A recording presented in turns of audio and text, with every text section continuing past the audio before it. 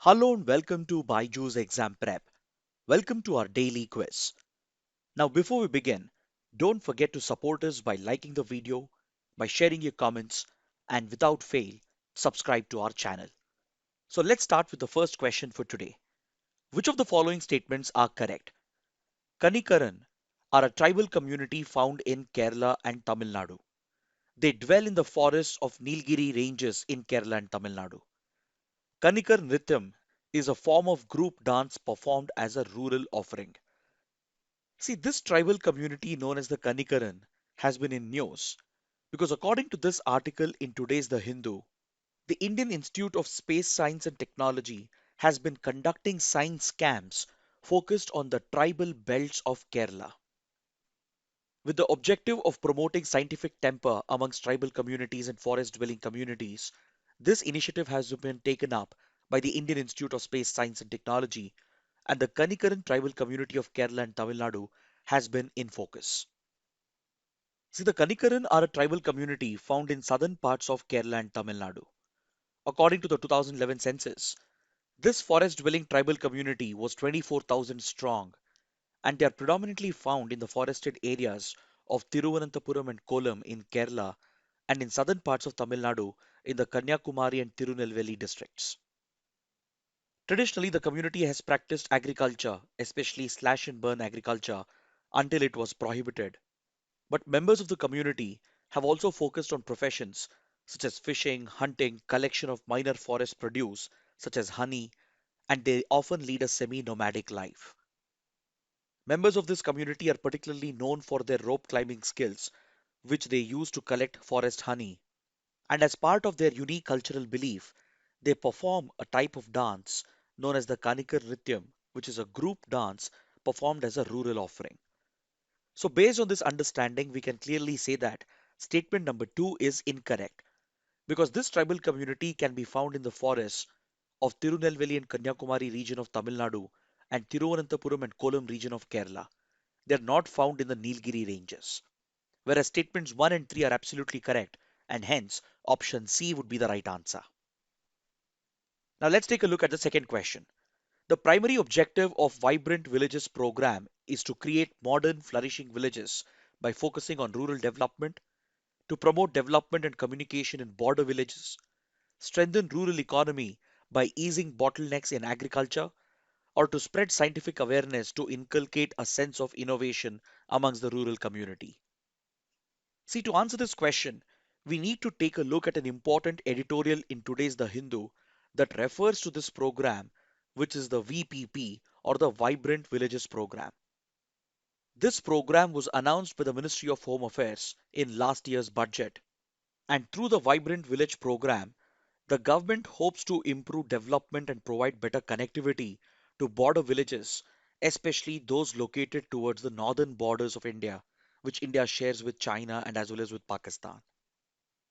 According to the government, the focus of this program is to provide for better connectivity in these border villages and also to provide for better development, not just in the interest of maintaining and promoting border security, but also to encourage the border guarding forces, such as BSF, to proactively play a role in these border villages to promote tourism, which will not only boost the local economy, but will also further promote national integration. But however, ever since the program was proposed, it hasn't really taken off, and the editorial is questioning the delay on the part of the government in implementing the Vibrant Village program. Parallelly, the Home Ministry implements another similar program called BADP or the Border Area Development Program, through which border villages receive special funding for infrastructure and development projects. And the VPP was supposed to be a new initiative to complement the BADP. But over the last few months, there hasn't been much action on this front. And considering India's heightened tensions with its neighbors such as China, Pakistan, and as well as other countries, such programs could be vital in promoting development in the border villages. So, based on this, we can say that option B is the correct answer. Now, let's take a look at the third question. The government has proposed to regulate online gaming under the provisions of Prevention of Gambling Act, Information Technology Intermediary Guidelines and Digital Media Ethics Code Rules of 2021, or the Indian Penal Code, or the Lotteries Regulation Act. See, according to this article in the Hindu, the Ministry of Electronics and Information Technology has proposed to regulate online gaming, which has often become a menace, through the provisions of the IT rules that were recently notified to regulate social media, digital media, and OTT platforms. Of late, online gaming has become a huge menace, with both youngsters and adults getting addicted to such games. And the concern with regard to them is not just about addiction, but many of these games have often been misused by scamsters to carry out frauds and even to execute cyber crimes against their targets. Hence, the Ministry of Electronics and IT has felt the need to regulate this sector, and it has proposed to bring online gaming under the IT rules of 2021. These rules provide for self-regulation of sectors such as digital media and OTT platforms. So, on similar lines, the government is contemplating a self-regulatory body for online gaming industry. So, clearly, the right answer to this question is option B. Now, moving on to the fourth question. The recently launched SMART initiative for quality research focuses on which sector? Does it focus on IoT or Internet of Things, or vaccine development, or Ayurveda, or urban development? Yesterday, the Ministry of Ayush has brought out a press release to announce the launch of its SMART initiative, which stands for Scope for Mainstreaming Ayurveda Research in Teaching Professionals. This initiative has been taken up by the National Commission for Indian System of Medicine and the Central Council for Research in Ayurvedic Sciences, which are two important institutions under the Ministry of Ayush. Ayurveda, which is one of the alternate traditional medicinal systems under the Ayush domain, finds a wide appeal in India and also in many other countries. And to promote research and innovation in this key sector, the Ayush Ministry has launched the SMART initiative. So the correct answer here would be option C, Ayurveda. Now let's take up a prelims question from the 2019 paper. With reference to AIIB or the Asian Infrastructure Investment Bank, consider the following. AIIB has more than 80 member nations. India is the largest shareholder in AIIB. AIIB does not have any members from outside Asia. Which of the above statements are correct? See, amongst the given statements, it is only statement 1 which is correct because AIIB did have more than 80 members as of 2019. Its membership has even crossed 100 countries. Whereas India is not the largest shareholder in this bank, as it is China which is the largest shareholder, followed by India. And AIIB does have members outside of Asia as well.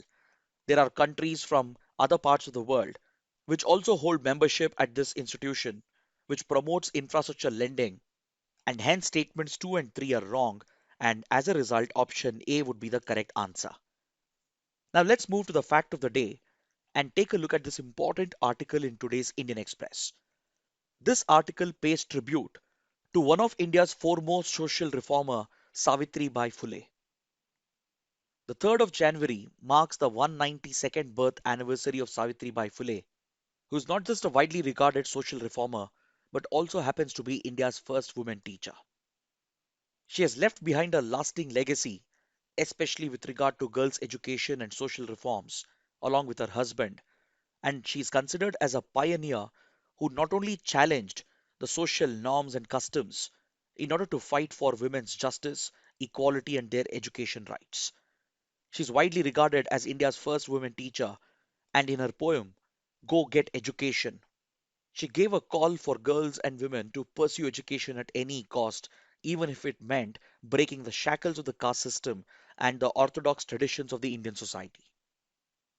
Here in this poem, you can see how Savitribai Phule called upon women to throw out the scriptures and to challenge societal tradition, as in India's patriarchal society, women education had been looked down upon. She called upon women to break the shackles and seek out education and equal rights. And she was bold enough to take this stand back in the 1800s when India was still seen as a traditional Orthodox society. The other striking fact is that Savitribai Phule was a Dalit woman from the Mali community and was born in Maharashtra in 1831. She was married off at a very young age, as child marriages were widely prevalent, especially in Maharashtra back then. But thankfully, her husband, Jyotirao Phule, himself happened to be one of the most progressive thinkers of India. This couple together fought for women education rights and went on to establish women teacher training institutions, starting with Pune, and they openly encouraged girls' education by breaking all social norms and barriers. For this, they even faced a lot of pressure, including personal attacks by the traditional sections of the Indian society. In fact, even then, Indian nationalists, such as Bal Gangadhar Tilak and others, would fail to understand the cause of this couple, and the traditional society would rebel against their reforms. But the Fules weren't pressurized or disturbed by these developments, and they stood their ground to even establish women's schools and colleges across Maharashtra and later India. They primarily promoted education, especially for girls from the Shudra community and as well as Ati Shudras, which were considered to be the most backward classes. They would go on to establish Balahatya Pratipandak Griha to fight female infanticide. And Savitribai Phule in particular would openly encourage intercaste marriages, widow remarriages, and the couple would call for the eradication of social evils such as child marriage, the sati system, and dowry systems. In 1873, the couple would set up the Satyashodak Samaj, or the Truth Seeker Society, to hold debate on pressing social issues by bringing together all members of the society, irrespective of their caste, religion, or class.